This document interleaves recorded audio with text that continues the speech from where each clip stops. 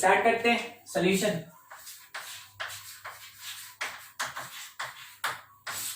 देखिए सॉल्यूशन क्या होता है, तो ये एक टाइप का होमोजीनियस मिक्सचर होता है। सॉल्यूशन जो है वो एक टाइप का होमोजीनियस मिक्सचर है। It is the homogeneous mixture. तो जब कभी भी हम लोग होमोजीनियस मिक्सचर का बात करते हैं, इसका मतलब क्या होता है कि जो भी कंपोनेंट होगा वो एक दूसरे के साथ टोटली मिक्सिबल होगा, यानी एक दूसरे के साथ कंप्लीटली घुल मिल जाएगा। ठीक है, तो जो होमोजीनियस मिक्सचर है किस किस चीज का, मल्टीपल कंपोनेंट्स का, उसी को हम लोग क्या बोलते हैं, सॉल्यूशन। तो solution is the homogeneous mixture of multiple components. इस मल्टीपल कंपोनेंट्स में कौन कौन आता है, तो सबसे पहला एक सॉल्यूट आता है और दूसरा कौन हो गया, सॉल्वेंट। सॉल्यूट और सॉल्वेंट। तो सॉल्यूट और सॉल्वेंट ये जब कभी भी एक एक यूनिट प्रेजेंट होगा, मतलब कि एक सॉल्यूट और एक सॉल्वेंट अगर प्रेजेंट हुआ तो कितना कंपोनेंट हुआ, दो। और दो कंपोनेंट के साथ विथ ओनली टू कंपोनेंट्स, दो कंपोनेंट के साथ सॉल्यूशन को हम लोग कहते हैं binary solution. Solution called binary solution. ठीक है, तो बाइनरी सॉल्यूशन कौन होता है, एक ऐसा सॉल्यूशन, एक ऐसा होमोजीनियस मिक्सचर जिसमें केवल एक सॉल्यूट और एक सॉल्वेंट होता है। ठीक है, तो इसमें टोटल कितना कंपोनेंट्स होगा, दो। ठीक है, दो कंपोनेंट में एक सॉल्यूट हो गया, एक सॉल्वेंट हो गया। बाइनरी सॉल्यूशन में हमेशा दो कंपोनेंट। अब सवाल ये उठा कि सॉल्यूट किसको कहते हैं। ठीक है, सॉल्यूट तो component of solution, it is the component of solution which present in less amount, अगर कम अमाउंट में कोई कंपोनेंट प्रेजेंट है, सॉल्यूशन का कोई कंपोनेंट जिसका अमाउंट लेस है, दूसरे के कंपैरिजन में उसका अमाउंट लेस है, उसको हम लोग क्या बोलेंगे, सॉल्यूट। ठीक है, दूसरा सॉल्वेंट। तो सॉल्वेंट कौन, सॉल्वेंट के लिए आप दो चीज का ध्यान रखेंगे। हाँ, सॉल्वेंट के लिए दो स्टेटमेंट ऐसा होता है जो ये जस्टिफाई करता है कि सॉल्यूशन का कौन सा कंपोनेंट सॉल्वेंट कहलाएगा। पहला बात सॉल्वेंट से रिलेटेड, पहला बात कि जो फेज होता है, phase of solvent similar two phase of solution. Phase of solution, solution का जो फेज होता है सॉल्वेंट का भी वही फेज होता है। ठीक है, तो मान ले रहे हैं किसी एक सॉल्यूशन के भीतर कंपोनेंट ए और कंपोनेंट बी है। हम केवल डिस्कस कर रहे हैं बाइनरी सॉल्यूशन के बारे में। अगर किसी एक सॉल्यूशन के अंदर दो कंपोनेंट है ए और B, by the way solution का फेज लिक्विड है, बी का फेज भी लिक्विड है, तो हम ये डिक्लेयर कर सकते हैं कि जो बी होगा वो किसकी तरह बिहेव कर रहा है, वो एक सॉल्वेंट की तरह बिहेव कर रहा है। ठीक है, दूसरा बात, इसी पे थोड़ा ध्यान रखिएगा। दूसरा बात कि सॉल्वेंट जो होता है ना, solvent always present in high amount और लार्ज अमाउंट या हाई अमाउंट में अगर कोई भी सॉल्यूशन का कंपोनेंट प्रेजेंट है तो ऑब्वियस सी बात है कि वो कंपोनेंट कौन होगा, सॉल्वेंट होगा। तो सॉल्वेंट के बारे में हमेशा दो चीज ध्यान में रखिएगा। पहला चीज कि सॉल्वेंट का फेज सॉल्यूशन के फेज के सिमिलर होता है, और दूसरा चीज कि सॉल्वेंट हमेशा सॉल्यूशन के अंदर ग्रेटर अमाउंट में, ह्यूज अमाउंट में, ज्यादा हाई अमाउंट में प्रेजेंट होता है। मतलब कि एक एग्जांपल, बाइनरी का एक example, aqueous solution of salt NaCl। तो हम लोग इसमें ये कह सकते हैं ना कि जो सॉल्यूट होगा वो कौन होगा, सॉल्यूट जो होगा वो सॉलिड में NaCl होगा, और यहाँ पे सॉल्वेंट कौन होता है, तो सॉल्वेंट जो होगा वो वाटर होगा, क्योंकि कहा गया कि एक्वस सॉल्यूशन बना रहे हैं। अब थोड़ा सा ये बताइएगा हमको कि जो एक्वस सॉल्यूशन NaCl का बना है उसका फेज कैसा होगा, क्या वो सॉल्ट की तरह सॉलिड होगा या फिर वाटर की तरह लिक्विड होगा? लिक्विड होगा। ठीक है, तो अगर बाय द वे हम लोग डिस्कशन कर रहे हैं कि फेज ऑफ सोल्यूशन, तो फेज ऑफ सोल्यूशन कैसा? लिक्विड। और यहीं पे मेरा सॉल्वेंट कौन है? वाटर। तो अगर हम ये निकालना चाहें कि फेज ऑफ सॉल्वेंट जो हो रहा है, तो ऑब्वियस सी बात है अगर मेरे पास वाटर है तो उसका फेज कैसा है? लिक्विड फॉर्म में है। ठीक है, तो फेज ऑफ सोल्यूशन और सॉल्वेंट दोनों कैसा होता है? सिमिलर होता है। तो जब कभी भी हम लोग को फेज के बेसिस पे ये आइडेंटिफाई करना होगा कि कौन सॉल्वेंट और कौन सोल्यूट, तो हम लोग क्या चेक करेंगे कि सॉल्यूशन का फेज क्या है। अगर उससे मिलता जुलता फेज किसी एक कंपोनेंट का है तो वही कंपोनेंट सॉल्वेंट कहलाएगा, और जिसका फेज डिफरेंट हो गया, अगर डिफरेंट हो गया तो कंफर्म बात है कि वो कौन होगा? सोल्यूट होगा। ठीक है, देख लीजिए इसमें से कहीं कोई डाउट है पूछ लीजिए, फिर आगे बढ़ा जाए। बेसिक पार्ट है।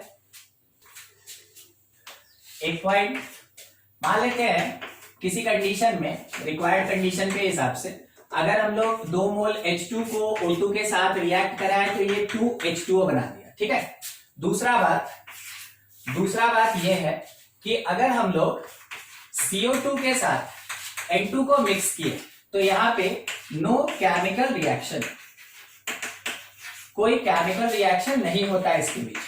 ठीक है, कोई केमिकल रिएक्शन नहीं होगा। अब ऊपर वाले में हम क्या किए थे कि गैस हाइड्रोजन था और गैस ऑक्सीजन था, और नीचे वाले में क्या है? CO2 गैस है और N2 गैस है। ठीक है, इसका मीनिंग क्या हुआ ना कि लेफ्ट हैंड साइड का मीनिंग ये हुआ कि दो डिफरेंट गैसेस को हम लोग एक साथ मिक्स कर रहे हैं। ठीक है, मिक्स कर रहे हैं। फर्स्ट वाला जो आपके सामने एक रिएक्शन लिखा हुआ है, क्या आप सोच के बता सकते हैं कि यहां पे हाइड्रोजन और ऑक्सीजन का मिक्सचर बना है कि नहीं? मिक्सचर इसका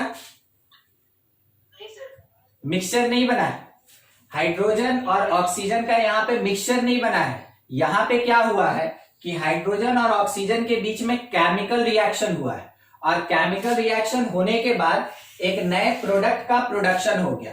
तो जब कभी भी हम लोग सोल्यूशन का बात करेंगे उसमें कोई भी केमिकल रिएक्शन नहीं होना चाहिए। इसका मतलब है कि अगर कोई ये डिक्लेरेशन दे दे कि H2O is solution of hydrogen and oxygen, statement wrong है। बात समझ में आ रहा है?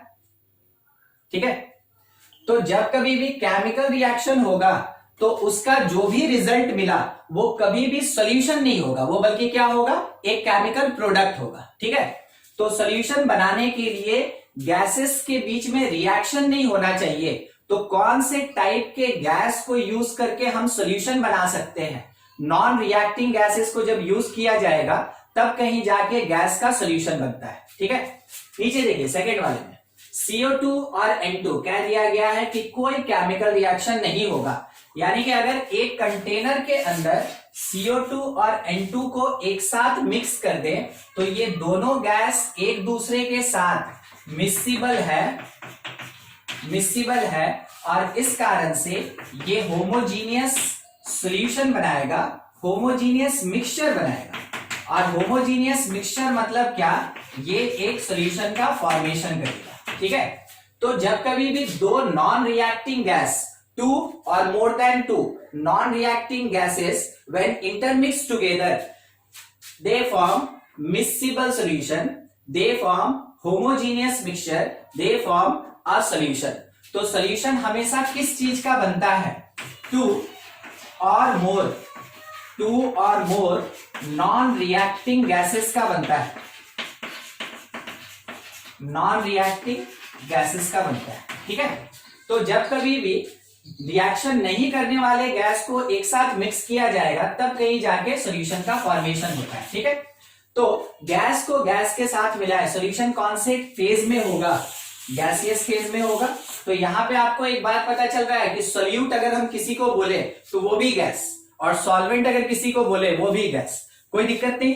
बाय द वे अगर इसमें से कोई एक कम अमाउंट में ले लिया गया तो हम लोग ये डिक्लेयर कर सकते हैं कि जिसका अमाउंट लेस है वो सोल्यूट होगा, और जिसका अमाउंट ज्यादा है वो सॉल्वेंट की तरह बिहेव करेगा। ठीक है, जब कभी भी नॉन रिएक्टिंग गैसेस होता है वो हमेशा मिक्सिबल होता है। ध्यान रखिएगा, मिक्सिबल मतलब क्या? बहुत अच्छे से इंटरमिक्स हो जाएगा, एकदम उसका किसी भी पार्ट का सैंपल अगर कलेक्ट किया जाए तो जो रेशियो ऑफ कंपोजिशन होता है वो हर एक सैंपल में सेम रहता है। ठीक है, होमोजीनियस मिक्सचर कहने का मीनिंग क्या हो गया, थोड़ा सा समझने का कोशिश कीजिएगा। मान लीजिए जैसे एक गिलास पानी है और उसमें आप 2 चम्मच चीनी मिलाए, ठीक है, बहुत अच्छे से स्टर किए, काफी देर तक स्टर किए, तब तक किए जब तक कि पूरा चीनी घुल नहीं गया। ठीक है, अब मेरे हाथ में क्या है, एक्वस सोल्यूशन है, शुगर का aqueous solution. Bye the way, अगर आप उसमें से 1 चम्मच निकाले और टेस्ट किए, आपको मीठा लगा, फिर 5 मिनट बाद फिर से आप 1 चम्मच निकाले और उसको टेस्ट किए, बताइए उतना ही मीठा लगेगा कि ज्यादा मीठा लगेगा कि कम मीठा लगेगा? सेम रहेगा। ठीक है, मतलब क्या हुआ कि हम उसका 2 सैंपल कलेक्ट किए, ठीक है, उस पूरे सॉल्यूशन का 2 सैंपल कलेक्ट किए और दोनों सैंपल में जो कॉम्पोजिशन था, जो रेशियो था वो सेम है। और अगर सेम रेशियो हो गया, कॉम्पोजिशन सेम रेशियो में है, तो इसका मतलब है कि वो कैसा है, एक होमोजीनियस मिक्सचर है। और होमोजीनियस मिक्सचर होने का मीनिंग क्या हो जाता है कि वो एक सॉल्यूशन है। ठीक है, तो जब कभी भी हम लोग गैस को गैस के साथ मिलाते हैं, अगर वो केमिकली रिएक्ट नहीं करता है तो 2 डिफरेंट गैसेस हमेशा, 2 डिफरेंट नॉन रिएक्टिंग गैसेस हमेशा सॉल्यूशन का फॉर्मेशन करता है। समझ में आया? गैस के लिए आपको कौन सा वर्ड यूज करना है? Non reacting gases. अगर नॉन रिएक्टिंग गैसेस है वो सॉल्यूशन बनाएगा, अगर रिएक्ट कर जाएगा गैस तो वो हमेशा क्या करेगा कि एक प्रोडक्ट का फॉर्मेशन करेगा जो सॉल्यूशन नहीं होता है। ठीक है, क्लियर हो गया ये गैस से रिलेटेड बात? ठीक है, आगे बढ़ते हैं। देखिए, अब इसी में थोड़ा सा हम लोग एक टर्म पे डिस्कशन कर रहे हैं। मान लीजिए जैसे कंपोनेंट ए है और कंपोनेंट बी है, इसको मिलाए तो सॉल्यूशन मेरा बना ए बी। ठीक है, कोई रिएक्शन नहीं हो रहा है, इस कारण से हम वहां प्लस नहीं दिए। सोल्यूट A2 है, सोल्यूट ए, ठीक है, सोल्यूट, और बी को हम मान के चलते हैं कि ये सॉल्वेंट है, और ये अज्यूम कर लिया गया कि ए और बी एक दूसरे के साथ इंटरमिक्स हुआ तो सॉल्यूशन का फॉर्मेशन करता है। ठीक है, आप मिक्सिबल का मीनिंग समझते हैं? मिक्सिबल मतलब क्या हुआ, बहुत अच्छे से इंटरमिक्स हो जाएगा, हाँ, घुल मिल जाएगा, एकदम आप ठीक बोले। देखिए, मान लीजिए जैसे इस वाले कपड़े के ऊपर ये चौक रखा हुआ है, ये 2 डिफरेंट लेयर है कि एक ही लेयर है?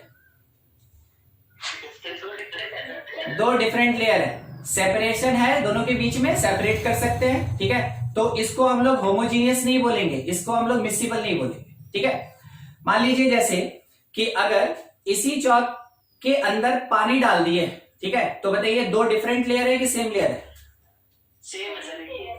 सेम हो जाएगा। ठीक है, अंदर जैसे जाएगा सेम हो जाएगा, उस टाइम में हम ये कह सकते हैं कि वो होमोजीनियस हो गया। ठीक है, होमोजीनियस हो गया। मड कुछ इसी तरीके से फॉर्म होता है, मड, है ना। दूसरा, मान लीजिए तेल और पानी है और उसको हम लोग एक ही कंटेनर में, दोनों को एक ही कंटेनर में हम लोग कलेक्ट किए हैं, बताइए 2 डिफरेंट लेयर होगा, सेम लेयर होगा?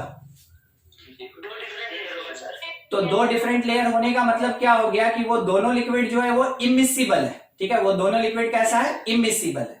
और बाय द वे, अगर हम लोग अल्कोहल ले ले और वाटर ले ले, एक साथ मिक्स कर दिए एक ही कंटेनर में, कितना लेयर? 1 लेयर। इसका मतलब वो क्या बना के दे रहा है हमको? एक मिक्सिबल सॉल्यूशन बना के दे रहा है। उन दोनों का कैरेक्टर कैसा है कि वो मिक्सिबल लिक्विड्स है, वो दोनों मिक्सिबल लिक्विड है, एक दूसरे के साथ इंटरमिक्स हो गया। जब कभी भी वर्ड आएगा मिक्सिबल, इसका मतलब हो गया होमोजीनियस मिक्सचर, इसका मतलब सॉल्यूशन बनेगा। इमिसिबल, इसका मतलब है नॉन होमोजीनियस मिक्सचर, इसका मतलब सॉल्यूशन का फॉर्मेशन नहीं होगा। ठीक है, तो मिक्सिबल और इमिसिबल वर्ड पे खास करके ध्यान रखिएगा। अभी हम लोग सॉल्यूशन चैप्टर में जो भी आगे पढ़ेंगे तो हम लोग मिक्सिबिलिटी पे ही डिस्कशन करेंगे, क्योंकि हमको होमोजीनियस मिक्सचर ही चाहिए। ठीक है, कंटिन्यू करते हैं। जैसे यहां लेके चल रहे थे, ए कोई सोल्यूट, बी कोई सॉल्वेंट, और ये मिलके सॉल्यूशन का फॉर्मेशन किया। यहां पे ई ए ए, ठीक है, इसका मीनिंग क्या हो गया ना कि force of interaction between A and A. ठीक है, ये force of interaction between A and A है, ये इंटरएक्शन फोर्स को रिप्रेजेंट कर रहा है, इंटरएक्शन बिटवीन ए। दूसरा, अगर हम लोग ई बी बॉन्ड बी दिखाए, इसका मतलब हो गया it is the interaction between solvent B and B, ठीक है, बी और बी मॉलिक्यूल के बीच में फोर्स ऑफ इंटरैक्शन लगा हुआ है। ये अगर ई ए बी लिखे, इसका क्या मीनिंग होगा? मतलब ये सॉल्यूशन में हम बात कर रहे हैं ना, ये हम सॉल्यूशन में बात कर रहे हैं, ये प्योर कंपोनेंट, ये प्योर कंपोनेंट, मगर ये क्या है? ये एक होमोजेनियस मिक्सचर है, ये सॉल्यूशन है। तो it is the force of interaction between component A and component B, A और बी के बीच लगने वाला force of interaction. By the way, अगर interaction two type, interaction A B minus interaction A A plus force of interaction between B B, ऐसा है, तो सोचिए इसका क्या पॉसिबिलिटी होता है? इसका 3 पॉसिबिलिटी हो सकता है, greater than 0, equal to 0, less than 0 हो सकता है, क्योंकि सब्ट्रैक्ट कर रहे हैं ना। आप थोड़ा इस बात को देखिए, 2 टाइम द क्वांटिटी, कौन सा क्वांटिटी है? Force of interaction in solution, minus 2 quantity को ऐड किया गया, कौन कौन सा? प्योर फॉर्म ए का और प्योर फॉर्म बी का, जो ए और ए के बीच फोर्स ऑफ इंटरैक्शन लग रहा है इन सॉल्यूट, और जो बी और बी के बीच फोर्स ऑफ इंटरैक्शन लग रहा है इन सॉल्वेंट, ठीक है। तो जब हम इसको सब्ट्रैक्ट करेंगे तो पॉसिबिलिटी 3 बनता है। क्या क्या हो सकता है? वो पॉजिटिव भी हो सकता है, वो इक्वल टू 0 भी हो सकता है, वो लेस देन 0 भी हो सकता है, ठीक है। 3। अब थोड़ा सोच के बताइएगा, फर्स्ट केस, इसको बोलते हैं फर्स्ट केस, ये कहते हैं सेकंड केस, और ये हो गया मेरा थर्ड केस, ठीक है। फर्स्ट केस जो है, फर्स्ट केस के लिए आप क्या डिक्लेरेशन देना चाहेंगे? सॉल्यूट जो है वो सॉल्वेंट में टोटली डिसॉल्व होगा या नहीं होगा? देखिए 3 चीज बता दे रहे हैं, टोटली डिसॉल्व होगा, स्पैनिंगली सॉल्युबल है, और नो डिसॉल्व नहीं होगा, ठीक है, नो डिसोल्यूशन, टोटली डिसॉल्व। देखिए इस चीज का आप डिक्लेरेशन कौन से तरीके से दे सकते हैं? ए और ए के बीच, बी और बी के बीच जो फोर्स ऑफ इंटरैक्शन लगा, वो फोर्स ऑफ इंटरैक्शन कैसा है? वीक है।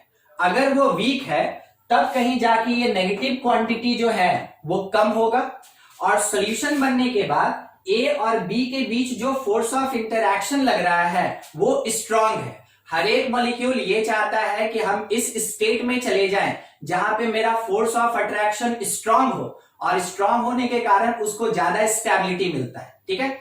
तो हर कोई ये चाहता है कि अपने आप को, मतलब हर एक मॉलिक्यूल, कंपोनेंट, सब्सटेंस जो भी है, वो ये चाहता है कि अपने आप को ज्यादा स्टेबल स्टेट में लेके जाए। तो अगर ए और बी के बीच फोर्स ऑफ इंटरैक्शन ज्यादा है comparison to A and B B, तो ये क्वांटिटी पूरा पॉजिटिव होगा, और पॉजिटिव होने का मतलब ज्यादा से ज्यादा सॉल्यूशन का फॉर्मेशन होगा। अगर सॉल्यूशन ज्यादा बना, इसका मीनिंग क्या हुआ? इसका मीनिंग हुआ कि सॉल्वेंट के भीतर सॉल्यूट ज्यादा से ज्यादा डिसॉल्व हो रहा है। सॉल्यूशन ज्यादा बनने का मतलब यही होगा ना कि सॉल्वेंट के अंदर सॉल्यूट क्या हो रहा है? ज्यादा से ज्यादा डिसॉल्व हो रहा है। इसका मतलब है कि आप कह सकते हैं अगर ये क्वांटिटी ग्रेटर देन 0 यानी पॉजिटिव आया, तो फर्स्ट केस के लिए टोटली डिसोल्यूशन हो जाएगा, ठीक है, पूरा का पूरा डिसॉल्व कर जाएगा। सेकंड केस के बारे में क्या कहना चाहेंगे? हाँ, सैचुरेटेड वर्ड भी सही है, ठीक है। आप कह सकते हैं स्पैनिंगली सॉल्युबल, टोटल सॉल्युबल नहीं होगा, जितना आप क्वांटिटी डाले पूरा का पूरा डिसॉल्व नहीं होगा, जितना एक एक्सटेंट तक हो सकता था, ठीक है, जितना किसी एक पर्टिकुलर एक्सटेंट तक मैक्सिमम डिसॉल्व हो सकता था हुआ, और उसके बाद क्या होगा? डिसोल्यूशन रुक जाएगा। अगर डिसॉल्विंग रुक गया तो हम क्या बोलेंगे? कंप्लीटली डिसॉल्व नहीं कह सकते ना। वैसे केस में सॉल्यूट और सॉल्वेंट मिलके कुछ पार्ट सॉल्यूशन प्रोवाइड करेगा, और उसके अलावे सॉल्यूट जो है वो प्रेसिपिटेट के फॉर्म में नीचे बैठा रहेगा, ठीक है। तो अगर प्रेसिपिटेट के फॉर्म में बैठ गया तो हम ये कह सकते हैं कि अब मेरे सॉल्यूशन में सॉल्यूट नहीं डिसॉल्व हो रहा है, और अगर सॉल्यूट नहीं डिसॉल्व हो रहा है तो कहा जा सकता है कि वो कैसा है? Saturated solution. यानी कि जब कभी भी ये जो क्वांटिटी है इसका वैल्यूएशन 0 आ गया, वैसे केस में आप कह सकते हैं पार्शियली डिसोल्यूशन टेक प्लेस, ठीक है, partial dissolution take place, partially dissolve होगा, टोटल डिसोल्यूशन नहीं होगा। और थर्ड केस के बारे में क्या बोलेंगे?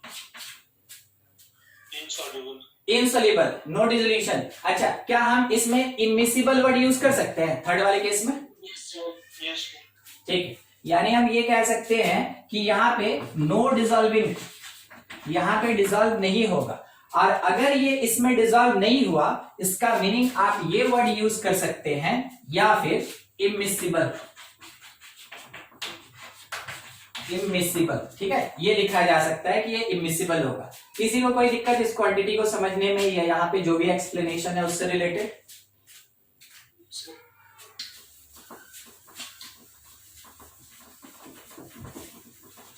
सॉल्यूशन को अगर हम लोग फेज के बेसिस पे सेपरेट करना चाहें तो कितने डिफरेंट टाइप्स में उसको हम डिवाइड कर सकते हैं? सॉल्यूशन फेज के बेसिस पे कितने टाइप्स का हो सकता है? 3 types of solution, types of solution on basis of phase, on basis of its phase. Phase के बेसिस पे देख रहे हैं कि सॉल्यूशन को हम कितने टाइप्स में डिवाइड कर सकते हैं। सबसे पहला जो बहुत जनरल चीज है, लिक्विड सॉल्यूशन।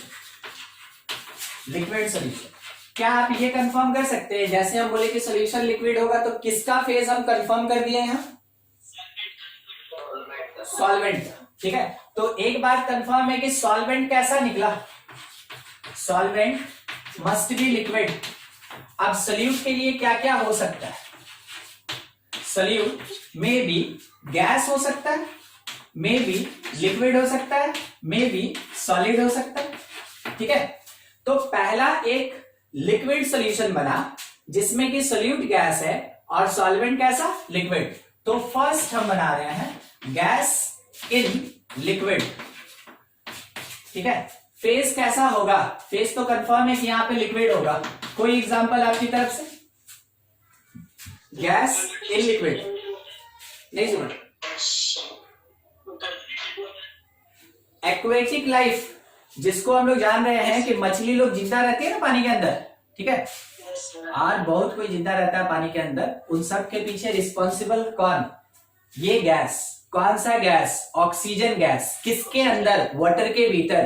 तो वाटर के भीतर ऑक्सीजन गैस डिसॉल्व होता है, ये हम लोग जानते हैं। ठीक है, आप कभी मिनरल वाटर का अगर एडवर्टीजमेंट देखे हो ना, तो हिमालय करके एक मिनरल वाटर आता था, उसमें बोला हुआ रहता था ऑक्सीजन रिच। ठीक है, तो उसमें प्रेशराइज करके ऑक्सीजन मिलाया जाता था। ठीक है, तो जब कभी भी हम लोग किसी एक लिक्विड के अंदर गैस को मिलाएंगे, सॉल्यूशन कैसा? लिक्विड। इसमें हम किसका एक एग्जांपल ले सकते हैं? Aerated drink. एक तो एरेटेड ड्रिंक जो अपनी आंखों से देखे, और दूसरा क्या कहा जा सकता है? जो एक्वेटिक लाइफ है वो इसी के कारण होता है। ठीक है, एक्वेटिक लाइफ इसी के कारण होता है। सेकंड, बस एग्जांपल बोलते चलिएगा। ठीक है, लिक्विड को जब लिक्विड में मिलाए तो लिक्विड सॉल्यूशन बना। एक एग्जांपल बता दीजिए। अल्कोहल वाटर, अल्कोहल वाटर ये ले सकते हैं। और बेंजीन के साथ कुछ बताइए। ईथर। बेंजीन के साथ किसको ले ले? ईथर। तो दोनों का दोनों, सेकंड केस में दोनों का दोनों कैसा है? Non polar. और फर्स्ट वाले केस में दोनों का दोनों कैसा है? पोलर। ठीक है, ठीक है। अगर मान लेते हैं जैसे कि सॉलिड को लिक्विड में डाल दिए, ठीक है, तो लिक्विड सॉल्यूशन, कोई एग्जांपल आपकी तरफ से? हाँ, ठीक है, या तो आप शुगर सॉल्यूशन कह सकते हैं या फिर सॉल्ट सॉल्यूशन कह सकते हैं। बहुत सारा एग्जांपल आएगा। ज्यादातर सॉल्यूशन का मतलब हम लोग यही समझते हैं कि सॉलिड को किसके अंदर डाला गया था? लिक्विड के अंदर डाला गया था। ठीक है, सेकंड ये हो गया 3। सेकंड हम लोग बात कर रहे हैं गैसियस, गैसियस सॉल्यूशन पे। तो गैसियस सॉल्यूशन में कंफर्म बात है कि जो सॉल्वेंट होगा वो सॉल्वेंट कौन से टाइप का होगा? वो गैसियस फेज में होगा, वो गैसियस फेज में होगा। और सॉल्यूट के लिए हम लोग डिफरेंट डिफरेंट फेज कंसीडर कर सकते हैं। तो पहला हम लेके चलते हैं कि सॉल्यूट मेरा गैस था और सॉल्वेंट भी गैस है, तो यहाँ पे जो सॉल्यूशन का फेज होगा वो भी कैसा होगा? गैस होगा। और इसके लिए कुछ एग्जाम्पल देना हो तो क्या एग्जाम्पल दे सकते हैं? CO2 इन N2। अच्छा, एक चीज पूछना चाहते हैं, क्या आयोडीन इन N2 इसमें एग्जांपल ले सकते हैं? क्यों क्यों? आयोडीन सॉलिड होता है, उसका जो जनरल स्टेट होता है वो कैसा होता है? सॉलिड होता है। ठीक है, तो हमको ऐसा सॉल्यूट चाहिए जो जनरल स्टेट में गैस हो, ऐसा सॉल्वेंट चाहिए जो जनरल स्टेट में गैस हो। तो कोई भी दो नॉन रिएक्टिंग गैसेस एक साथ अगर ले लिया गया तो कहा जा सकता है कि वो सॉल्यूशन गैस इन गैस का है और वो सॉल्यूशन गैसियस फेज में होगा। तो जैसा हम एक एग्जांपल दिखाए थे बस उसी को लिख दिए, N2CO2। ठीक है, दूसरा है कि अगर सॉलिड को डाल दे गैस के अंदर, ठीक है, तो सॉल्यूशन तो गैस होगा, ये कंफर्म। कोई एग्जांपल?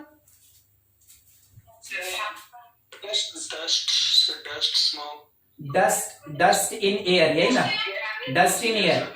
अच्छा, अभी अभी हम एक छोटा सा एग्जांपल आपके सामने देके गए थे, आयोडीन इन एयर। तो आयोडीन जो होता है वो जनरल स्टेट में कैसा होता है? सॉलिड होता है। अगर वो आयोडीन वेपर में कन्वर्ट हो गया तो सॉलिड जो था वो जाके गैस में मिल गया, तो सॉलिड इन गैस, तो जाके सॉल्यूशन कैसा? गैसियस फेज में। और आप एग्जांपल क्या ले सकते हैं? I2 in iodine in air. अच्छा, दूसरा एक एग्जांपल क्या कैम्फर ले सकते हैं? Camphor in air. आप कैम्फर को है ना नाइट्रोजन में भी डाल दीजिए, वो भी इसका एक एग्जांपल हो जाएगा। ठीक है, चलिए ठीक है, आप समझ गए उस बात को। तीसरा डिस्कशन करते हैं, liquid in gas. Liquid in gas, face तो गैस होगा, कोई एग्जांपल?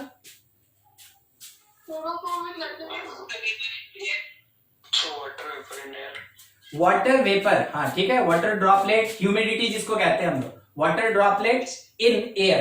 तो ह्यूमिडिटी यहां लिख दे, ह्यूमिडिटी। चलिए ठीक है, इतना चीज। अब अपने पास लास्ट फेज जो बच रहा है वो बच रहा है सॉलिड फेज, यानी कि सॉलिड सॉल्यूशन।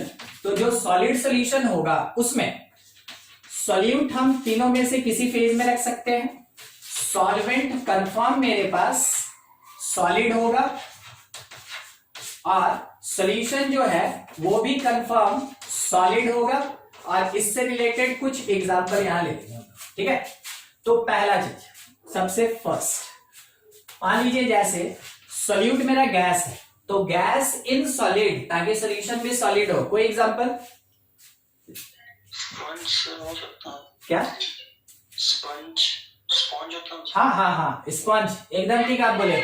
अगर मान ले रहे स्पॉन्ज है, उसको आप दबा दीजिएगा, उसके अंदर से सारा गैस निकल गया। ठीक है, जो एयर ही रहता है या डिफरेंट गैस रहता है, आप उसको छोड़ेंगे तो वो क्या होगा? फिर से फूल जाएगा, और फूल जाएगा तो उसके अंदर कौन कैप्चर हो गया? उसके अंदर गैस कैप्चर हो गया। ठीक है, अच्छा, हाइड्रोजन इन पैलेडियम, क्या हम इसको उसमें एज एग्जांपल इंट्रोड्यूस कर सकते हैं? Hydrogen gas in palladium. देखिए, जो भी मेटल सरफेस होता है ना, उसमें बहुत सारा क्या होता है कि वर्ड्स होता है।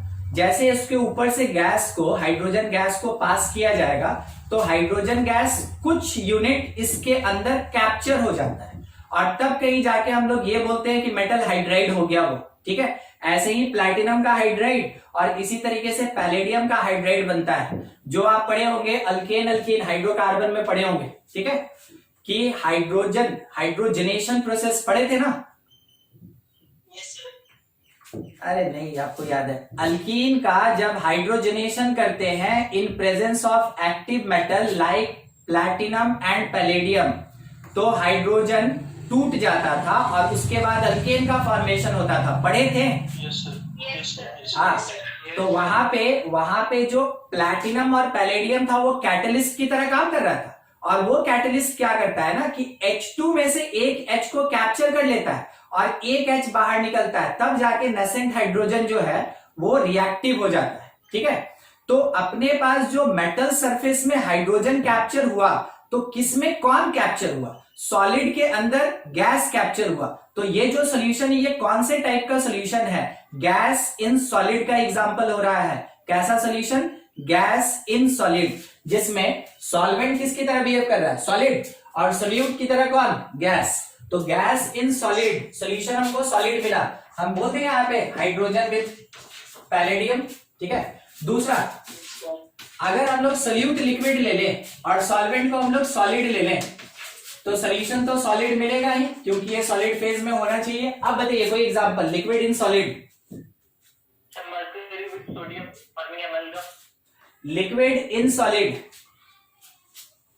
हाँ ठीक, बोलिए बोलिए। Mercury with sodium forming amalgam. हाँ ठीक है, आइदर जिंक या फिर सोडियम का जो अमलगम होता है, ठीक है, जिंक या सोडियम का जो अमलगम होता है, तो अमलगम के लिए किसको प्रेजेंट होना जरूरी होता है? मरकरी को, ठीक है। तो जब कभी भी Hg को जिंक के साथ मिलाएं तो जिंक अमलगम, जब भी Hg को सोडियम के साथ मिलाएं तो सोडियम अमलगम। जो मेरे पास अमलगम मिलेगा उसमें लिक्विड जो है वो सॉलिड के अंदर डिसॉल्व होता है, दोनों एक दूसरे के साथ मिक्सिबल होता है, और सॉल्यूशन का फेज कैसा होगा? सॉलिड फेज में होगा। ये एग्जांपल हो गया लिक्विड इन सॉलिड का, ठीक है।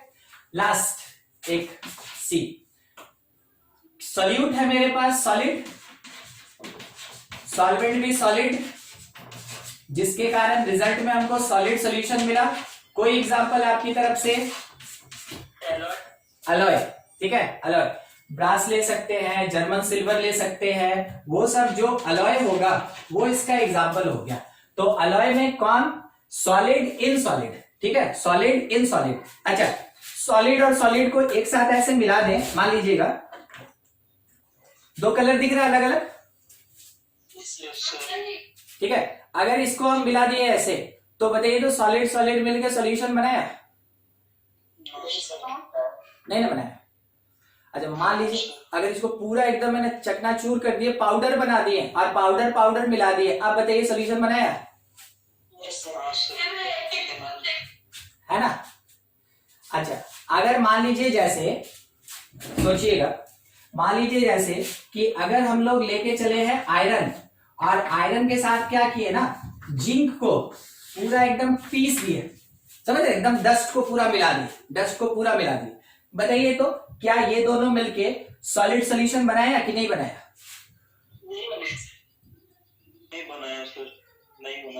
नहीं बनाया। अच्छा वो नहीं बनाया तो चौक क्यों बना दिया था? अभी नहीं बनाएगा। नहीं, इसको सेपरेट कर सकते, क्यों नहीं कर सकते, उसको भी सेपरेट कर सकते। कहने का मतलब क्या हो गया ना, कि अगर कभी भी दो डिफरेंट फेजेस या दो डिफरेंट कंपोनेंट कुछ इस तरीके से मिलाया गया है कि जनरल फिजिकल मीन फ्रोथिंग हो गया, या फिर क्या उसको बोलते हैं हम लोग, सेंट्रीफ्यूगेशन हो गया, ठीक है, इन सारे प्रोसेस से अगर सेपरेट कर सकते हैं तो उसको कभी सोल्यूशन नहीं कहा जाएगा। समझ में आ रहा है ना, ठीक है। फिल्टरेशन हो गया, ये सब जनरल फिजिकल मीन होता है। अगर जनरल फिजिकल तरीके से आप कभी भी कंपोनेंट को सेपरेट कर पाते हैं तो हमेशा ध्यान रखिएगा वो कभी भी सॉल्यूशन नहीं बना है। और अगर जनरल फिजिकल तरीके से आप सेपरेशन नहीं कर पाते हैं, इसका मतलब है कि कंपोनेंट एक दूसरे के साथ मिलकर होमोजीनियस मिक्सचर बनाया, इसका मीनिंग है कि वो सॉल्यूशन बनाया, ठीक है। तो कभी कोई आपसे ये बोले ना कि पूरा पाउडर मिला दिए हम लोग एक साथ, तो बताओ कि वहां पे है ना सॉल्यूशन बना कि नहीं बना, तो आप क्या बोलिएगा? नहीं बनेगा। ठीक है, देख लीजिए इसमें से कुछ पार्ट पूछना है तो पूछ लीजिए, बेसिक है, अदरवाइज थोड़ा नोट कर लिए जल्दी जल्दी। देखिए नेक्स्ट, सॉल्यूशन का सबसे इंपॉर्टेंट पार्ट कंसंट्रेशन। कंसंट्रेशन किसको कहते हैं? कंसंट्रेशन, ठीक है। It is amount of solute in solution. Concentration को मेजर करने का मतलब क्या होता है कि हम लोग एक तरीके से सॉल्यूट के अमाउंट को मेजर करते हैं। किस में मेजर करते हैं? सॉल्यूशन के अंदर, कि सॉल्यूशन के भीतर मेरा कितना सॉल्यूट प्रेजेंट है। जब हम लोग उसका मेजरमेंट करेंगे उसी को कहा जाता है कंसंट्रेशन ऑफ सॉल्यूशन, ठीक है। सिंपल तरीके से मीनिंग समझिएगा। 1 गिलास पानी, 2 चम्मच चीनी घोल दिए, अच्छे से पी गए, थोड़ा मीठा लगा? हाँ ठीक, हाँ ठीक है। फिर से क्या किए कि उतना ही पानी लिए और 5 चम्मच चीनी डाले, अच्छे से घोले, फिर पी गए। उतना ही मीठा कि ज्यादा मीठा? ज्यादा मीठा लगा। हाँ सही है, एकदम ठीक है। क्यों? अरे कंसंट्रेशन कौन जानता है? यहाँ शरबत जानता है सर, हाँ ये सही सही, जनरल तरीके से अभी बात करेंगे, अभी केमिस्ट्री नहीं, जनरल तरीके से चीनी ज्यादा था। हम तो आपको बोले 1 गिलास पानी, पहले केस में भी दूसरे केस में भी, दोनों केस में सॉल्वेंट सेम था, ठीक है, मगर पहले केस में हम लोग 2 चम्मच चीनी डाले थे, तो शुगर का जो क्वांटिटी था वो थोड़ा कम था कंपैरिजन टू सेकंड केस जिसमें हम लोग 5 चम्मच चीनी डाले थे, ठीक है। तो क्या हुआ कि दोनों केस में सॉल्वेंट सेम, मगर सोल्यूट का अमाउंट सेकंड केस में बढ़ा दिया गया। इस कारण से जो सोल्यूट का अपना कैरेक्टरिस्टिक है, शुगर का क्या कैरेक्टरिस्टिक है कि उसको हम लोग चखेंगे तो वो मीठा लगेगा स्वाद में, ठीक है, ये चीज बढ़ गया। तो हम लोग अब केमिस्ट्री में ये डिक्लेरेशन दे सकते हैं कि फर्स्ट सॉल्यूशन और सेकंड सॉल्यूशन में से जिसमें सोल्यूट का अमाउंट ज्यादा था, सॉल्वेंट का अमाउंट कांस्टेंट था, उसका कंसंट्रेशन ज्यादा होगा। तो बताइए किसके ऊपर डिपेंड कर गया, बेसिकली किसके ऊपर डिपेंड कर गया, सोल्यूट के अमाउंट, ठीक है, सोल्यूट के अमाउंट। तो आप यहां पे ऐसा एक रिलेशन ले सकते हैं चाहे तो, कि जो कंसंट्रेशन ऑफ सोल्यूशन होता है it is directly proportional to amount of solute, amount of solute. अब ये जो सोल्यूट का अमाउंट होगा ये मे बी उसका मास हो सकता है, मे बी उसका वॉल्यूम हो सकता है, मे बी उसका परसेंटेज हो सकता है, किसी भी क्वांटिटी में हो सकता है, मोल्स हो सकता है, नंबर ऑफ पार्टिकल्स हो सकता है, कुछ भी, इसलिए हम जनरल सा वर्ड यूज किए अमाउंट, ठीक है। तो कंसंट्रेशन ऑफ सॉल्यूशन हमेशा डायरेक्टली प्रोपोर्शनल होगा किसके, सोल्यूट के अमाउंट के, and it is inversely proportional to, बोलिए तो किसके इनवर्सली प्रोपोर्शनल होगा, amount of solvent, amount of solvent, ठीक है, सॉल्वेंट के अमाउंट के साथ क्या होता है, ये इनवर्सली प्रोपोर्शनल होता है, ठीक है। तो जब कभी भी हम लोग कंसंट्रेशन का डीलिंग करेंगे हमेशा ध्यान रखिएगा जो भी रिलेटेड होगा सोल्यूट से पार्ट वो न्यूमरेटर में रहेगा, जो सॉल्वेंट या सोल्यूशन से रिलेटेड पार्ट होगा वो हमेशा कहां रहेगा, डिनोमिनेटर में रहेगा, ठीक है। आपको कंसंट्रेशन का न्यूमरेटर मिल गया, आपको कंसंट्रेशन का डिनोमिनेटर मिल गया, क्योंकि कंसंट्रेशन टर्म्स बहुत होता है तो हम लोग डिफरेंट डिफरेंट तरीके से कैलकुलेशन करेंगे, मगर ये बात हमेशा फिक्स रहेगा कि जो सोल्यूट का अमाउंट है ये न्यूमरेटर में रहेगा, और जो सोल्यूशन का अमाउंट है जिसमें ज्यादा अमाउंट किसका होता है, सॉल्वेंट का, वो कहां रहेगा, डिनोमिनेटर में रहेगा, ठीक है। तो चाहे सॉल्वेंट का बात करेंगे या फिर हम लोग सॉल्यूशन का बात करेंगे, वो कौन से प्लेस में, नीचे डिनोमिनेटर में, और जब सोल्यूट का बात करेंगे वो कौन से प्लेस पे, न्यूमरेटर में रहेगा। कंटिन्यू करते हैं, इसमें कोई दिक्कत नहीं ना, कुछ क्रॉस क्वेश्चन वगैरह कुछ भी, कुछ नहीं, चलिए तब ठीक। सबसे पहला कंसंट्रेशन टर्म, सबसे फर्स्ट, ठीक है, called strength, strength of solution, S से रिप्रेजेंट करते हैं इसको। और स्ट्रेंथ जो होता है ना ये ज्यादा बड़ा कुछ नहीं, ये मास बाई वॉल्यूम होता है। स्ट्रेंथ हमेशा क्या होगा, मास बाई वॉल्यूम। तो जब कभी भी हम लोग स्ट्रेंथ कैलकुलेट करते हैं किसी भी सॉल्यूशन का, तो that is equals to the mass in gram of solute divided by volume of solution, और वॉल्यूम ऑफ सॉल्यूशन हम लोग किस में लेके चलते हैं, लीटर में, ठीक है, ध्यान रखिएगा। तो यहां पे पर्टिकुलरली ये पढ़ा जाएगा स्ट्रेंथ ऑफ सॉल्यूशन इन ग्राम पर लीटर, ठीक है, स्ट्रेंथ ऑफ सॉल्यूशन इन ग्राम पर लीटर। अगर हमसे बोल दिया कि स्ट्रेंथ फाइंड करो किसी सॉल्यूशन का केजी पर लीटर में, हमको क्या करना पड़ेगा बताइए, हमको मास में, मास जो होगा वो केजी में लेना होगा, और केजी में लेने के लिए नीचे डिवाइड करेंगे ना, मतलब नीचे सॉरी मल्टीप्लाई करेंगे किससे, थाउजेंड्स। नहीं आया, अरे नहीं समझ में आया, बोलिए क्या हम इसको केजी लिख सकते हैं, हाँ कि ना, लिखा जा सकता है ना, वही ना बात अभी बोले कि मास अगर ग्राम में दिया गया है, मगर क्वेश्चन का डिमांड है कि नहीं भाई आप उसको केजी पर लीटर कैलकुलेट कीजिए, तो ग्राम को केजी बनाएंगे ना, और ग्राम को केजी बनाने के लिए क्या करेंगे, 1000 से डिवाइड करेंगे, यानी कि डिनोमिनेटर में अगर 1000 डाल दें हम, तो मेरा ये जो स्ट्रेंथ का एक्सप्रेशन मिलेगा वो कौन से टर्म में मिलेगा, केजी पर लीटर में मिलेगा हम लोग को, ठीक है। तो क्वेश्चन का जैसा रिक्वायरमेंट होगा आपको उसके हिसाब से यूनिट चेंज करना होगा, यूनिट डायमेंशन में आप पढ़े हुए हैं, ठीक है। तो मान लीजिए जैसे कि अभी जनरल तौर पे जब हम लोग डिक्लेरेशन देते हैं या कैलकुलेशन करते हैं तो स्ट्रेंथ का कैलकुलेशन ग्राम पर लीटर के फॉर्म में होता है, मगर आपके क्वेश्चन में अगर किसी दूसरे क्वांटिटी में पूछा तो आप जरूर इसको और इसको चेंज करके कैलकुलेट कर लें। तो यहां पे आपके सामने स्ट्रेंथ जो भी कैलकुलेटेड है इन ग्राम पर लीटर, कहने का मतलब क्या हुआ, मास बाय वॉल्यूम। जब भी हम लोग कैलकुलेट करेंगे वो किस चीज को रिप्रेजेंट करेगा, मास बाय वॉल्यूम। जब भी हम लोग कैलकुलेट करेंगे ये किस चीज को रिप्रेजेंट करेगा, स्ट्रेंथ ऑफ सॉल्यूशन को रिप्रेजेंट करेगा। ठीक है, किसी भी सॉल्यूशन का स्ट्रेंथ निकालना है, इसका मतलब मास बाय वॉल्यूम निकालना है, उस समय मास किसका कंसीडर होगा, सोल्यूट का, और वॉल्यूम किसका कंसीडर होगा, सॉल्यूशन का, नॉट सॉल्वेंट, सॉल्यूशन का। ठीक है, अच्छा अगर ये पूछ दिया परसेंटेज मास बाय वॉल्यूम, तो बोलिए हमसे क्या पूछा है, क्या पूछा है? हाँ, यानी ये हमसे पूछा परसेंटेज स्ट्रेंथ कितना होगा, तो केवल स्ट्रेंथ पूछा तो आप इतना कैलकुलेशन करेंगे। परसेंटेज स्ट्रेंथ अगर पूछ दिया तो आपको क्या करना पड़ेगा कि इस क्वांटिटी में बस मल्टीप्लाइड बाई 100 करना है, ये परसेंटेज में कन्वर्ट हो जाएगा।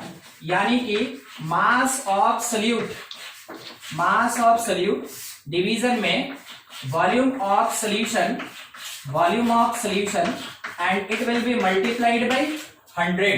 तब कहीं जाके आप परसेंटेज मास बाई वॉल्यूम या परसेंटेज स्ट्रेंथ का कैलकुलेशन कर सकते हैं। ठीक है, फॉर्मूला थोड़ा दिमाग में रखिएगा। देखिए स्टार्टिंग का 2-3 पार्ट तो फॉर्मूला में चलेगा, उसके बाद हम लोग कैलकुलेशन करना स्टार्ट करेंगे, क्योंकि एक इंडिविजुअल पार्ट से हम आपको कोई भी क्वेश्चन देंगे ना वो काफी सिंपल रहेगा। ठीक है, तो इसलिए अभी हम कोई एग्जाम्पल नहीं ले रहे हैं, 1-2 पार्ट और पढ़ लेते हैं, उसके बाद क्वेश्चन लिया जाएगा एग्जाम्पल के लिए। सेकेंड, ठीक है, इसमें कोई दिक्कत नहीं है किसी को? ठीक है, सेकेंड है mass by mass. Mass by mass क्या मीनिंग?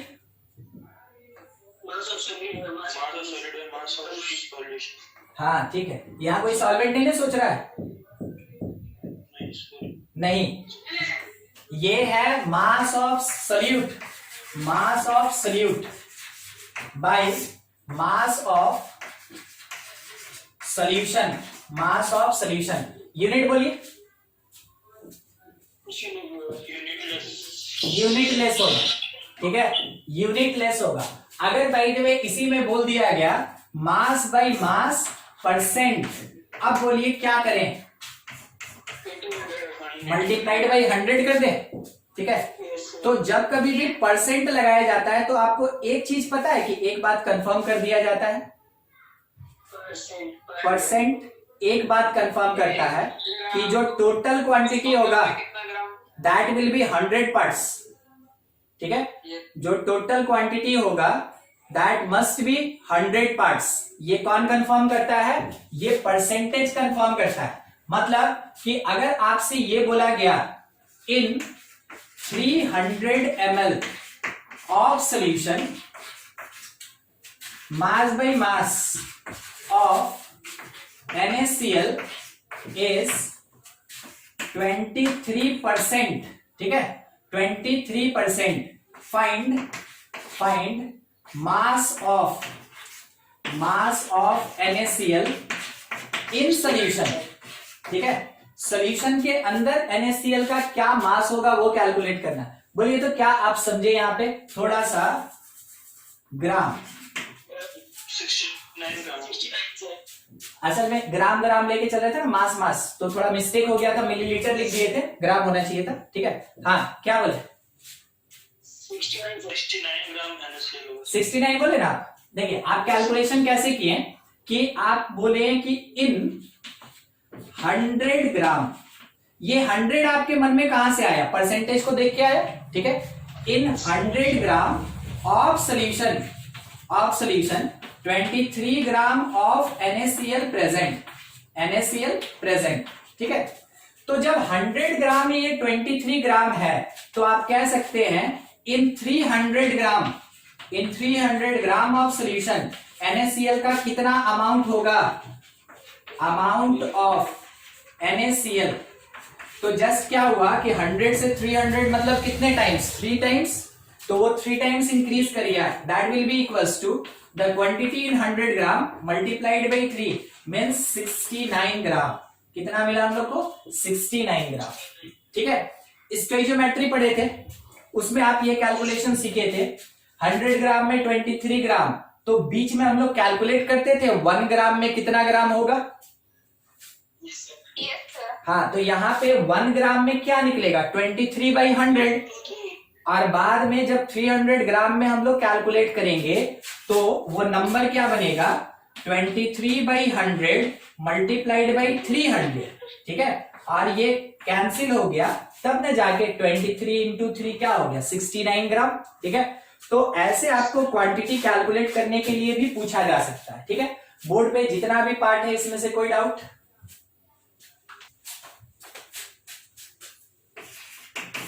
जहां तक हो सके पॉसिबल खुद से सॉल्व कीजिएगा। Calculate percentage composition in terms of mass of a solution obtained by mixing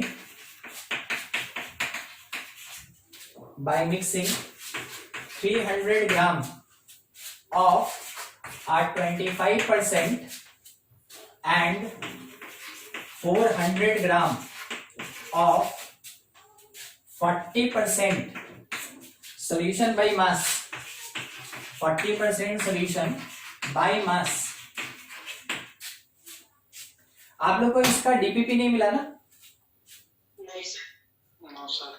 अच्छा ठीक है, दो डीपीपी। ठीक है, 2 डीपीपी आपको क्लास के बाद है ना फिर भेज दिया जाएगा। आपका क्लास 5 बजे तक है, उसके बाद भेज दिया जाएगा। ठीक है, देख लीजिएगा। अभी चलिए अपने पास क्वेश्चन है, क्वेश्चन में क्या लिखा है थोड़ा पढ़ दें, कहीं कोई दिक्कत इसमें देखते रहिएगा। बाय मिक्सिंग 300 ग्राम 25% एंड 400 ग्राम 40%, 400 ग्राम और 40%। काम का चीज यही है। ठीक है, यहां से आपको डेटा मिलेगा और आपको कैलकुलेट क्या करना है? Calculate percentage composition in terms of mass. तो बताइए, सॉल्यूट का पूछा कि सॉल्वेंट का पूछा या दोनों पूछा?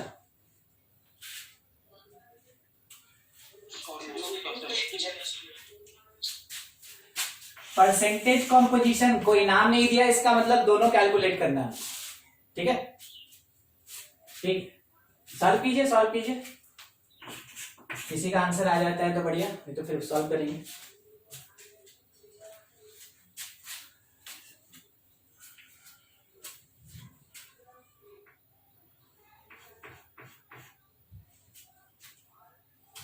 सॉल्यूट को 29.8%। 29.8%। ठीक है, हम आपका आंसर लिख ले रहे हैं 1 मिनट, 29.8%। चलिए ठीक है, बाकी अगर किसी का कोई आंसर आता है आप हमको जरूर बताएं। सॉल्यूट का ही केवल बताइएगा। डिफरेंट आया है, इससे डिफरेंट है 33 अच्छा ठीक है, इसके अप्रॉक्स है यही ना? ठीक है, चलिए सॉल्व करते हैं। देखिए आराम से, हम आपको एक क्वेश्चन पहले ही बता दिए थे, बस उसी के बेसिस पे सबसे पहले हम इसको नाम दे देते हैं कंपोनेंट ए या सॉल्यूट कह लेते हैं। ठीक है, कुछ भी कंपोनेंट ए। कंपोनेंट ए के लिए कैलकुलेशन जो होगा वो अभी आपको दिखाए 100 में 25, तो 300 में क्या आएगा? 3 इंटू 25 मेंशन कर दे रहे हैं। इन 100 gram of solution solute is 25 gram. Therefore in 300 gram of solution, amount of solute कितना? तो amount या mass of solute that is equals to 100 में 25, तो 300 में कितना? 75। हाँ, 25 इंटू 3 मीन्स कितना हो गया? 75 ग्राम ए के लिए। अच्छा, बी के लिए थोड़ा बात करें तो बी के लिए क्या है 400 ग्राम ऑफ 40%, ठीक है। तो कहा जा सकता है इन 100 ग्राम ऑफ सोल्यूशन कितना 40 ग्राम ऑफ सोल्यूट या बी, ठीक है। प्रेजेंट कितना प्रेजेंट है 40 ग्राम प्रेजेंट है। देयरफॉर हम लोग को कितने में कैलकुलेट करना है 400 में। तो इन 400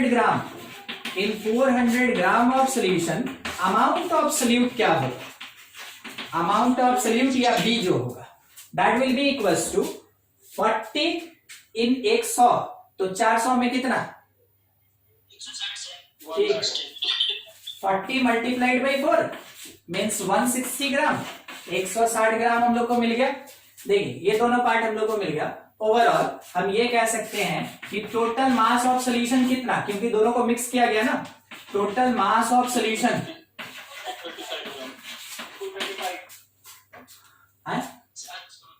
ना सोल्यूशन लिखे सोल्यूशन, ठीक है।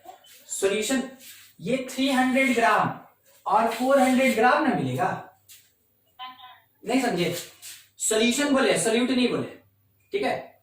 सोल्यूशन कितना, तो पहले था 300 ग्राम, फिर कितना 400 ग्राम मिलाया गया था, 300 ग्राम 400 ग्राम मिलाया गया, टोटल कितना ग्राम हो गया 700 ग्राम। समझ में आया क्या बोले, हाँ?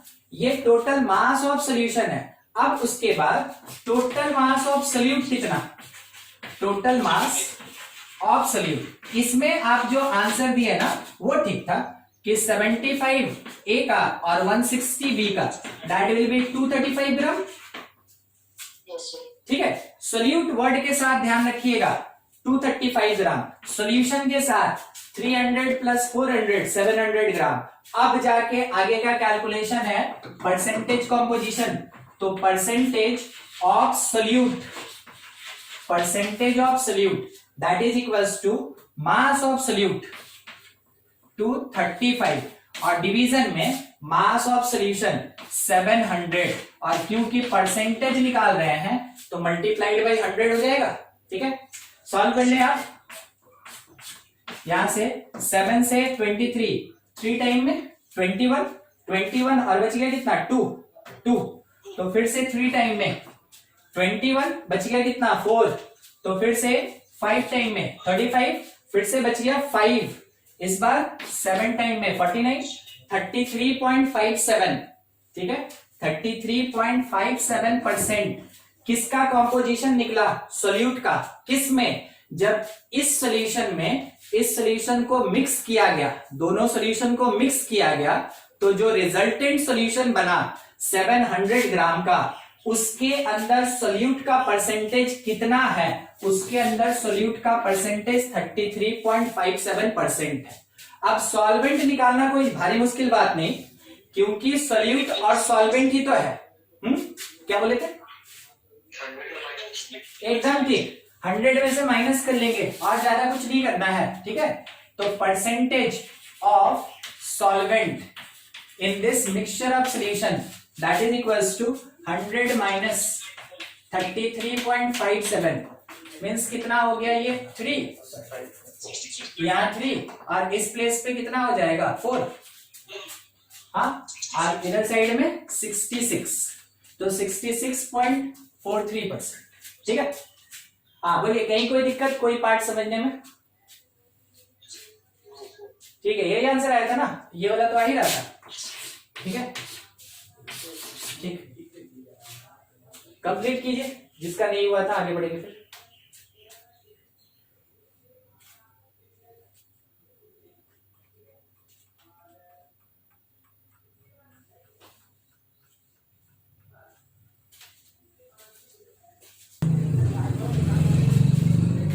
एक ऐसा ही क्वेश्चन है, ठीक है, इसमें तो आपसे पूछा गया ना कि परसेंटेज कितना होगा।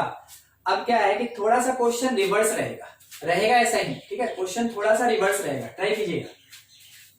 क्वेश्चन में ये बोला गया कि एक सोल्यूशन S1 है, ठीक ना, शॉर्टकट में लिख रहे हैं, पूरा स्टेटमेंट नहीं लिख रहे हैं। एक सोल्यूशन S1 है और S1 का जो मास है, mass of solution that is equals to 350 gram, ठीक, 350 ग्राम। इसी के अंदर जो मास ऑफ सॉल्यूट है, mass of solute that is equals to 30 gram, ऐसा है। उसके बाद एक S2 सॉल्यूशन है, S2 सॉल्यूशन, और इसका जो मास ऑफ सॉल्यूशन है, mass of solution it is equals to 450 gram, 450 gram. और इसमें जो परसेंटेज ऑफ सॉल्यूट है that is equals to X%, that is equals to X%, ठीक है, by mass, X% by mass, mass by mass. उसके बाद ये बताया गया कि mixture of S1 S2 meaning क्या हुआ, एक सॉल्यूशन था उसमें दूसरा सॉल्यूशन डाल दिया गया, ठीक है। ये वही बात बता रहा है कि एक सॉल्यूशन S1 था, एक सॉल्यूशन S2 था, अब दोनों को मिक्स कर दिया गया और हम ये मान के चलते हैं कि ये S3 मिक्सचर बनाया, ठीक है, S3 सॉल्यूशन बनाया, S3 मिक्सचर बनाया। अब करना क्या है कि percentage of solute in S3 that is equals to दिया गया है 25%, ठीक है, दिया गया है 25%। तो कहा गया फाइंड x क्या होगा, बस इतना ही है, ठीक है। नहीं, कोई ऐसा पार्ट जो नहीं समझ में आया कि क्या डेटा दिया है और क्या निकालना है, किसी को क्वेश्चन में दिक्कत पहले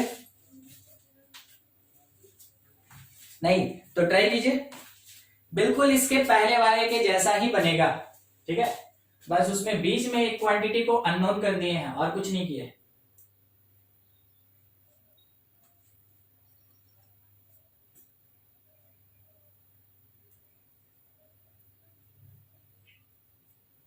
कंसंट्रेशन में आपको बहुत कैलकुलेशन करना होगा।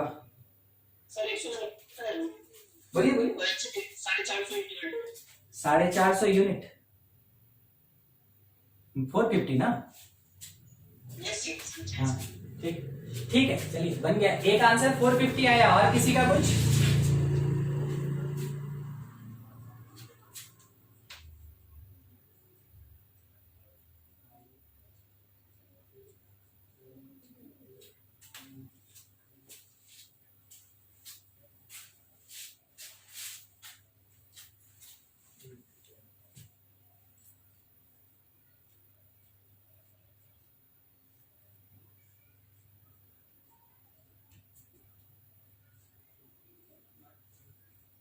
सर 20 ग्राम, सर 27.7%। और गड़बड़ हो गया, यस सर 27.7%।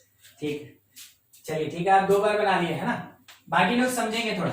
अब बनाया जाए इसको, जिसका बनना था बन गया, बाकी अगर किसी का फंस रहा है तो समझेंगे, ठीक है, धीरे धीरे करके बनेगा। कंसंट्रेशन इतना हल्का नहीं होता है, कंसंट्रेशन ये ऐसा टर्म है जो कि आपको जब क्वेश्चन मिलेगा तब फंस जाइएगा, ठीक है। तो जितना ज्यादा प्रैक्टिस कीजिएगा उतना ज्यादा फ्लुएंसी आएगा, अदरवाइज कंसंट्रेशन का छोटा से छोटा पार्ट भी है ना आपको फंसा लेगा और क्वेश्चन लगभग ना के बराबर बनेगा।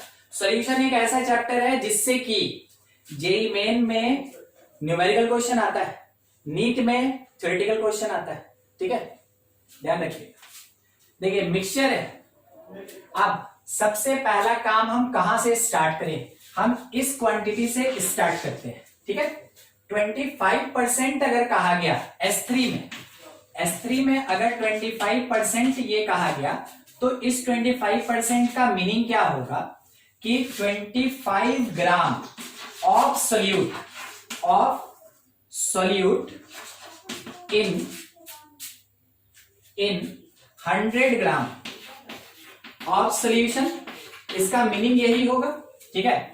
अब आगे मेरे पास जो S3 है वो टोटली कितने ग्राम का है, S3 800 दोनों ऐड होगा ना, 800 ग्राम। तो अब आप ये कह सकते हैं कि in 800 gram of solution S3 amount या मास ऑफ सोल्यूट, जो सोल्यूट का टोटल मास होगा that is equals to 25 multiplied by 8, कोई दिक्कत नहीं ना, 8 से मल्टीप्लाई कर रहे हैं, ठीक है। 25 मल्टीप्लाइड बाई 8 से मल्टीप्लाई कर दिए, ये कितना हो गया, कितना होता है 200। तो 200 ग्राम हमको टोटल मास मिल गया किसका, सोल्यूट का, ठीक है। अब मास ऑफ सोल्यूट और यहां से जो मास ऑफ सोल्यूट आएगा, इन दोनों का जो सम होगा वही ना 200 के बराबर होगा। समझे आप इस बात को?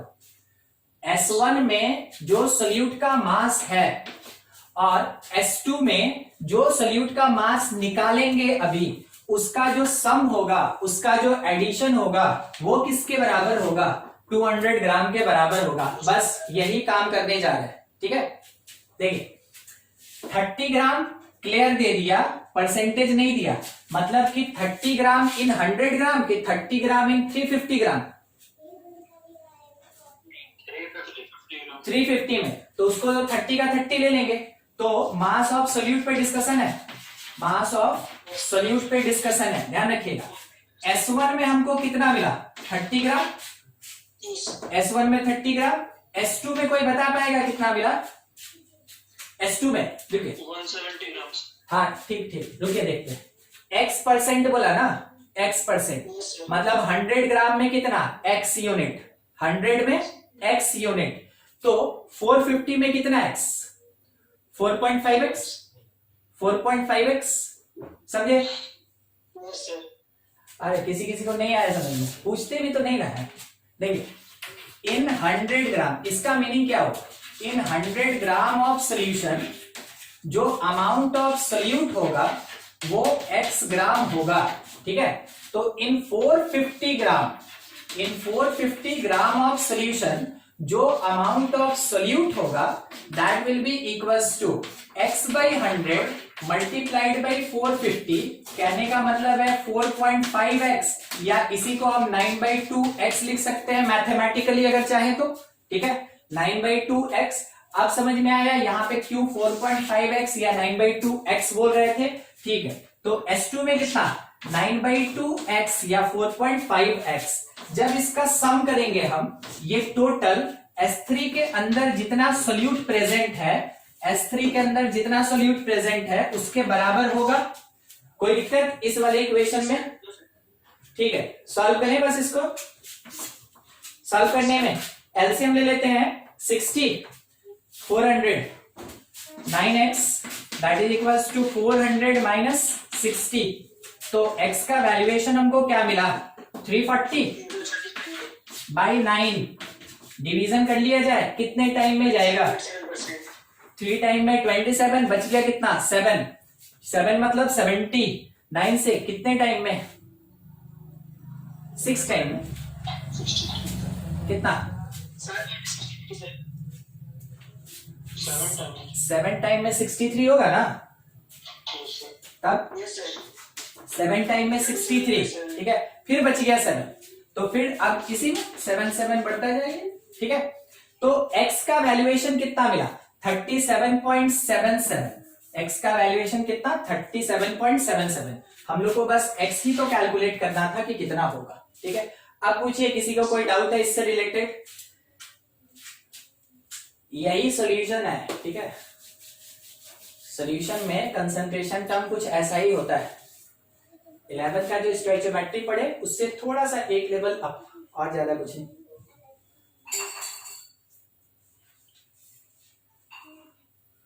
किसी को कोई डाउट नहीं, थोड़ा नोट आउट कर लीजिएगा, जल्दी आगे बढ़ेंगे। एक क्वेश्चन सबके लिए, in solution of 20% mass by mass of NaCl, find mass of water, find mass of water in 400 gram solution. चलिए फाइंड कीजिए, तो छोटा सा एक लाइन का है ये, अगर आप समझे। 320 ग्राम। हाँ ठीक है, जिसका जो आ रहा है एकदम ठीक, सबको ही लेके आइए, सबसे बनना चाहिए, छोटा सा है।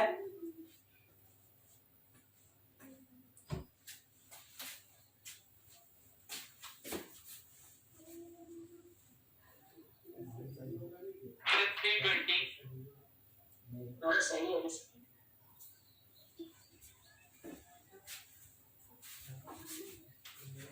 क्या बोले? हाँ ठीक है, चलिए ठीक है, बन गया ना सबका? क्या कहना क्या चाह रहा था ये? 20% by mass, 20% by mass meaning क्या हो गया? 20 ग्राम NaCl। आपके क्वेश्चन में ये लिखा रहेगा और आप जब इसको सॉल्व करने चलेंगे तो ये जो मीनिंग है ये आपके अंदर से आना चाहिए कि हाँ उसको कहेंगे क्या, खुद को समझाना होगा कि 20% बाई मास का क्या मीनिंग होता है। जब तक आपको समझ में नहीं आएगा आप आगे क्वेश्चन प्रोसीड नहीं कर पाएंगे। तो 20% बाई मास का मतलब हो गया 20 ग्राम NaCl इन 100 ग्राम सॉल्यूशन, 100 ग्राम सॉल्यूशन। अगर ये चीज है, हमसे पूछा मास ऑफ वाटर यानी कि सॉल्वेंट मांगा, तो हम क्या करते हैं, सोल्यूट निकाल लेते हैं और फिर उसके बाद सब्ट्रैक्ट कर देंगे तो सॉल्वेंट आ जाएगा। क्योंकि मास जो होता है एडिटिव प्रॉपर्टी रखता है ना, mass plus mass equals to total mass, और मास कंजर्व रहता है। ठीक है, तो वही चीज इन 400 ग्राम, इन 400 ग्राम ऑफ सोल्यूशन जो अमाउंट होगा, मास होगा NaCl का, वो कितना होगा? तो इट इज 20 मल्टीप्लाइड बाई 4 यानी कि 80 ग्राम। ठीक है, कितना? 80 ग्राम, ये मिल गया। जब 80 ग्राम मास हो गया तो ये मास किसका है? सोल्यूट का। हम लोग सर निकालने किसको बोला है? सॉल्वेंट को। तो मास ऑफ सॉल्वेंट यानी mass of water, mass of water that is equals to mass of solution, mass of solution minus mass of solute. अब इस जगह पे मास ऑफ सोल्यूशन कितना? 400 और माइनस मास ऑफ सोल्यूट कितना? 80 हम लोग कैलकुलेट किए, कुल मिला के कितना आएगा? 320 ग्राम आ जाएगा। ठीक है, यही आया था ना? यही आया था ना? Yes sir. हाँ ठीक, चलिए बढ़िया। आगे फिर कंटिन्यू करते हैं। थर्ड नंबर ना, third number percentage volume by volume, concentration in terms of volume या बाय वॉल्यूम। ठीक है, इसका मतलब क्या हो गया कि concentration in volume, concentration in volume. तो जब वॉल्यूम में कंसेंट्रेशन निकालेंगे हम लोग तो परसेंटेज वॉल्यूम बाय वॉल्यूम क्या मीनिंग हो सकता है? It is the volume of solute और डिवीजन में वॉल्यूम ऑफ, बोलिए सॉल्वेंट की सोल्यूशन, सोल्यूशन। सॉल्वेंट कहां यूज होता है? सॉल्वेंट केवल हम लोग मोलालिटी में यूज करते हैं। हाँ, मोलालिटी में यूज करते हैं, बाकी जगह हर जगह कहां चलेगा? सोल्यूशन। तो volume of solute by volume of solution, और इसको परसेंटेज में कन्वर्ट करना है तो मल्टीप्लाइड बाय 100, तब कहीं जाके ये परसेंटेज वॉल्यूम बाय वॉल्यूम हो जाएगा। अच्छा, अगर मान ले रहे हैं आपका वॉल्यूम सोल्यूट का दिया गया है और सोल्यूट मेरे पास सॉलिड है। ठीक है, अगर मेरे पास सोल्यूट सॉलिड है, उसका वॉल्यूम आपको दिया 3 सेंटीमीटर क्यूब। ठीक है ना, ध्यान रखिएगा, ये सोल्यूट का वॉल्यूम दिया है और उसके बाद सॉल्यूशन का वॉल्यूम हमको बता दिया 500 मिलीलीटर। ठीक है, 500 मिलीलीटर। बताइए परसेंटेज वॉल्यूम बाय वॉल्यूम कितना होगा? मान लीजिए ये एग्जांपल के लिए क्वेश्चन ये, सोचिए, ये 3 सेंटीमीटर क्यूब, 3 और मिलीलीटर, ये सेंटीमीटर क्यूब और मिलीलीटर एक साथ डील करेंगे कि पहले चेंज करेंगे?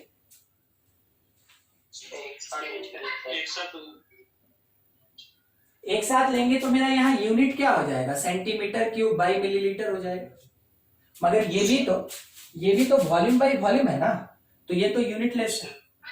ठीक है, कभी आपका कहना भी हम है ना, अभी सोचिए, एक तरीके से ठीक है, हो सकता है आपके किसी एक ऑप्शन में ये लिखा हो कि 3/500 मल्टीप्लाइड बाई 100 और यूनिट लिखा हो सेंटीमीटर क्यूब बाई मिलीलीटर, तो यूनिट के हिसाब से आपको काम करना है। अगर आपका ऑप्शन यूनिट लेस है तो दोनों का यूनिट सेम होना चाहिए। अगर आपके ऑप्शन में कोई यूनिट प्रेजेंट है तो आपको उस यूनिट के अकॉर्डिंग पहले कन्वर्ट करना होगा, देन आफ्टर सॉल्व करना होगा। समझ में आ गया ना, कब सॉल्व करेंगे कब नहीं करेंगे। ठीक है, अभी हम चाहते हैं कि मेरा जो आंसर है ना वो यूनिट लेस रहे, मेरा आंसर यूनिट लेस रहे। तो बताइए हमको क्या करना चाहिए।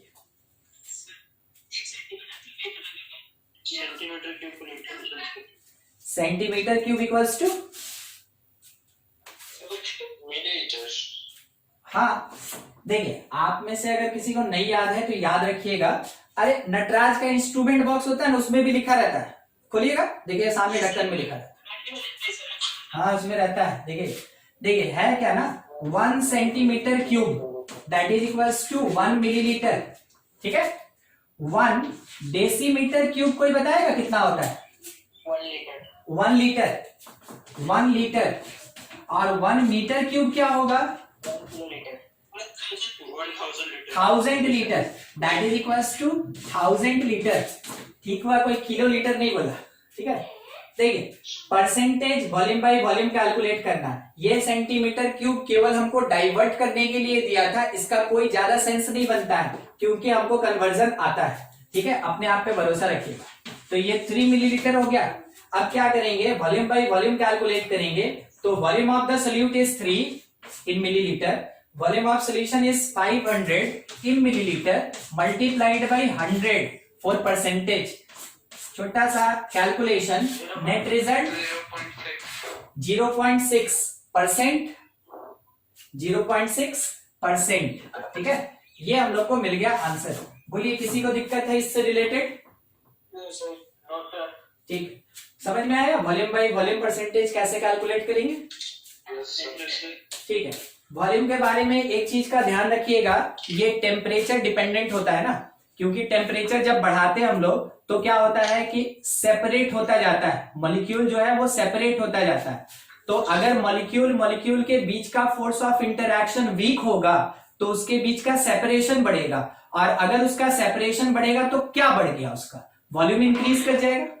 ठीक है, तो वॉल्यूम जो होता है वो टेम्परेचर डिपेंडेंट होता है। दूसरा एक और चीज, क्या आप ये कंफर्म करते हैं कि सोल्यूट का वॉल्यूम जैसे टेम्परेचर के हिसाब से वैरी करेगा, सॉल्यूशन का वॉल्यूम भी टेम्परेचर के हिसाब से वैसे ही वैरी करेगा। क्या इसका कोई कंफर्मेशन है? नहीं है, नहीं है। इसलिए नहीं है क्योंकि आप सोल्यूट की तरह किसी एक सब्सटेंस को यूज किए, उसका फोर्स ऑफ इंटरएक्शन सॉल्यूशन के फोर्स ऑफ इंटरएक्शन के बराबर तो नहीं होगा, और अगर बराबर नहीं हुआ तो सेम टेम्परेचर का क्या दोनों पे सेम इफेक्ट होगा? नहीं होगा। समझ में आ रहा है क्या बोल रहे हैं,